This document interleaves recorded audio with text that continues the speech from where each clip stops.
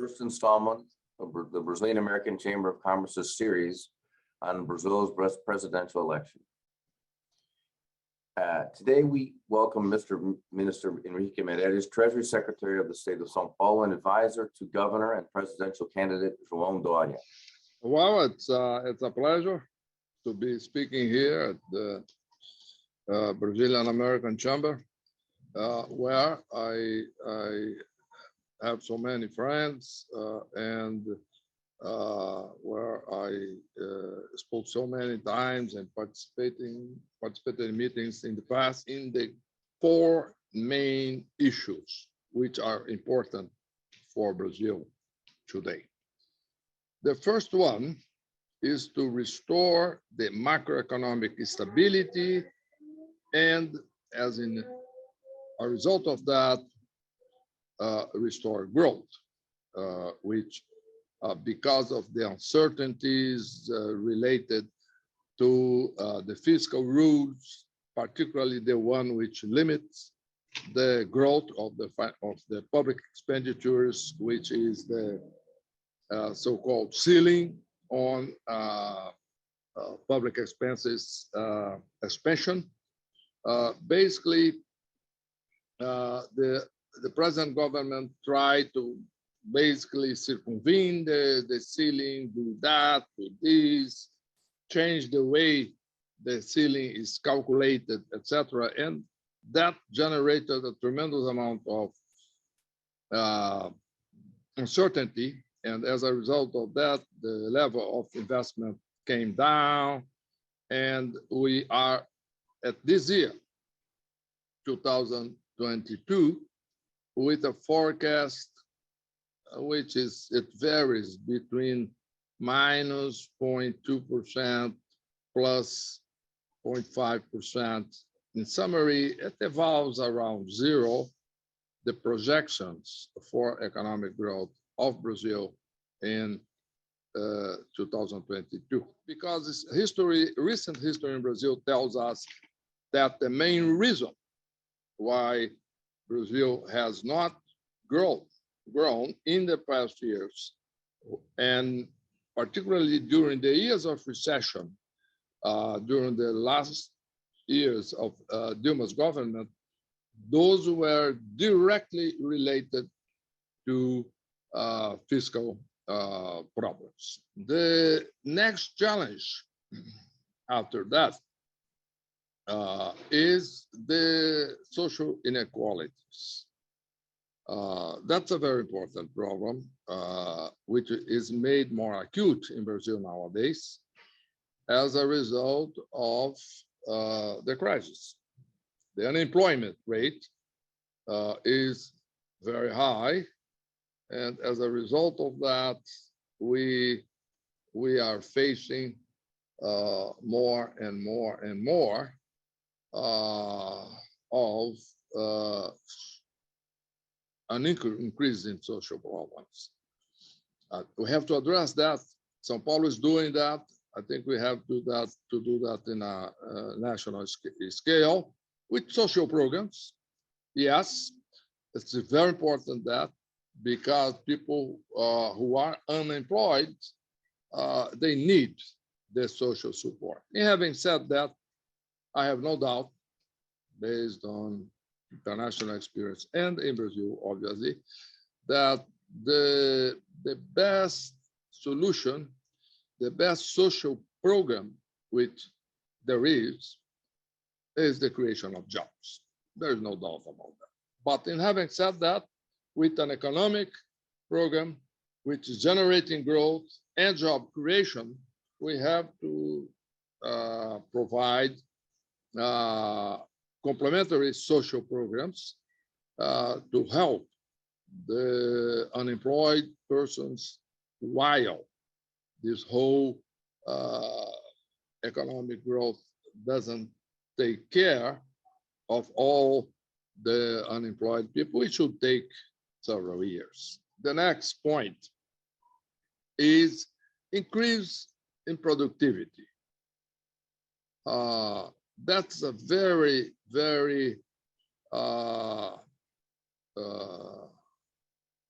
central point to the Brazilian economy. The potential growth rate of the Brazilian economy today is low, probably something below 2%, and annually, and that is a very low program for the kind of job creation needs that Brazil has. Then the basic idea here is to start a program which actually I launched when I was finance minister back in 2017, when we reached an agreement with the World Bank at that point, who made a detailed study with a series of proposals developed together with the Brazilian government to address the question of the productivity agenda in Brazil. That's related to a series of points. Infrastructure is one, the most important factors in that regard. It's necessary to have a very, very aggressive program of opening up for privatization, for investment of private capital in infrastructure. That is the central point for infrastructure in Brazil. We had that experience in São Paulo. We, for instance, made the most important, the largest auction for a railroad, a highway concession in the Brazilian history. The highway which comes from the city of Piracicaba to the city of Panorama in the south of São Paulo, with about 1.3 thousand kilometers, and that demands an investment of about $3 billion. It was successfully concluded, and the winners were the Sovereign Fund of Singapore and Blackstone. In summary, those were the critical points for the launching of the infrastructure program in São Paulo. And we have to promote that in Brazil. Opening up concessions for whole roads, railroads, ports, energy, and et cetera, et cetera. We have to basically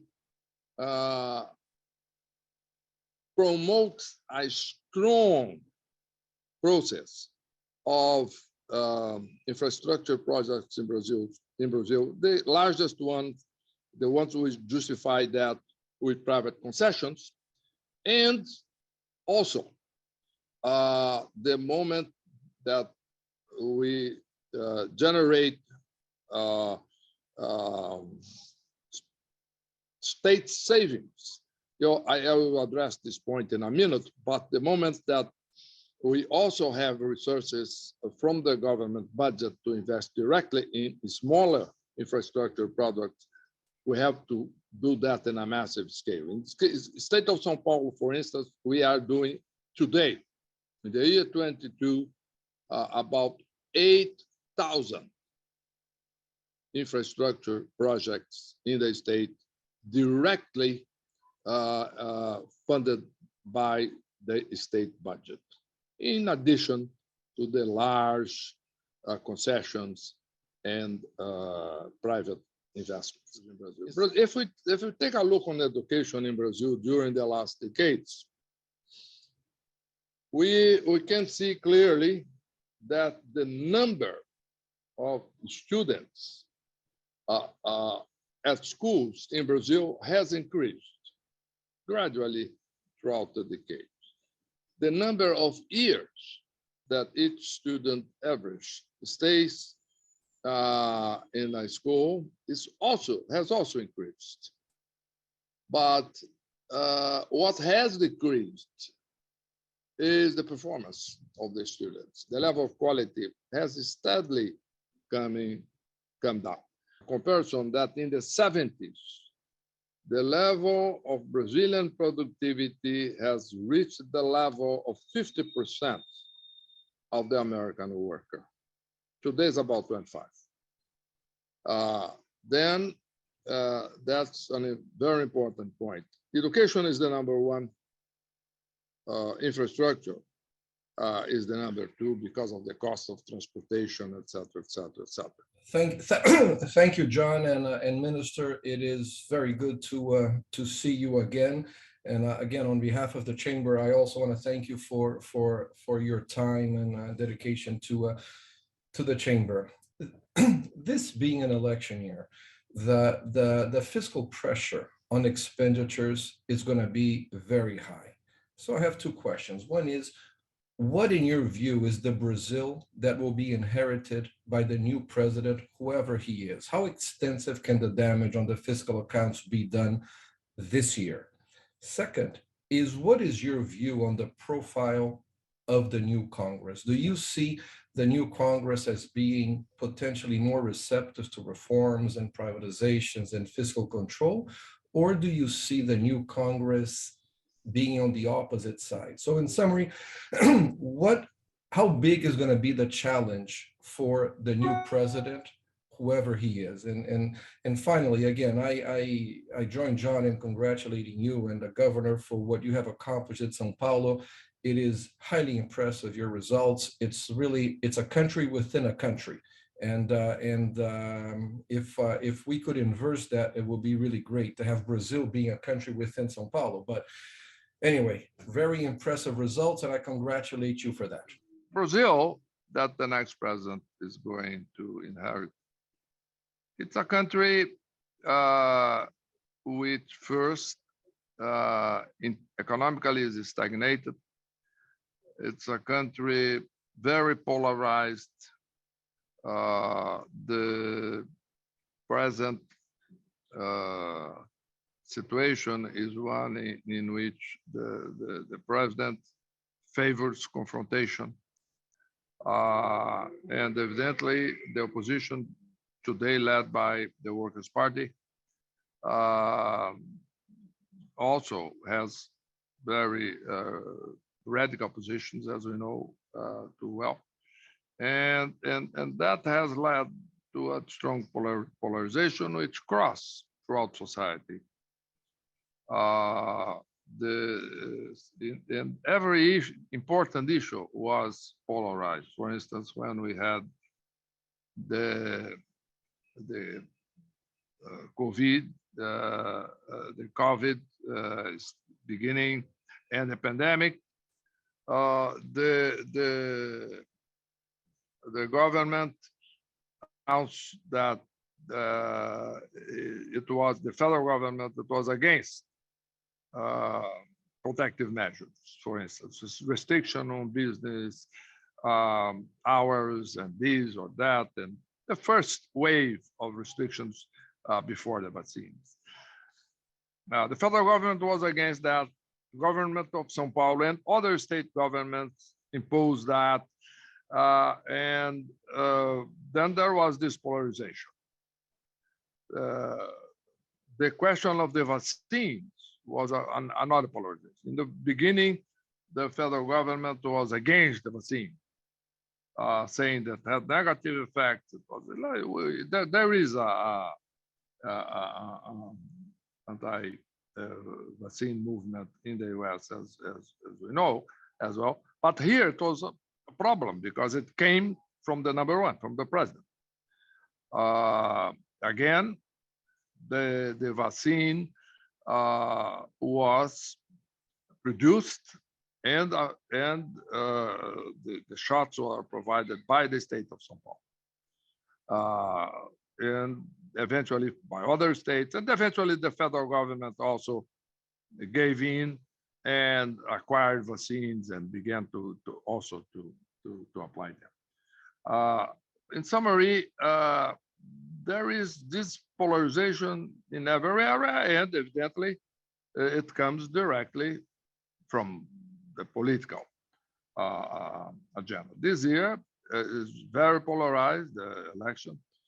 We are too early in the game still. I think there is time, there is conditions for that the whole picture to change. Until elections, we have a third-way candidate, which I think the most likely one is João Doria, to emerge and to create conditions for unification of the country. But that is one situation that is the reality today. Another important point today is increase in violence as a result. Not only that, but crime, the regular crime, drug trafficking, and etc. Because lack of resources for police and for security forces throughout the country. It's not the case in São Paulo. São Paulo, actually, the number of crimes has declined. Number of murders have dropped considerably. A very strong effort is being made in that regard, very successfully. But another problem of the country is that decline in the level of education. Education became a non-priority for this government. They thought that education that was dominated by the left, the schools, etc., and they would basically don't provide any kind of priority of more research to education. In summary, it's a very difficult situation in Brazil. Country polarized, economic stagnation, education, the level of performance of students coming down, etc., and all the other social indicators, as I mentioned. Very high rate of unemployment, and all the consequence of that. In terms of talking now about the federal government, I am in full support of broader privatization, because São Paulo, as I stated, basically had MI, which is under the, and it has one big company which can be privatized, which is the case of Sabesp, which is going under this process, as we know. But not the case of the federal government.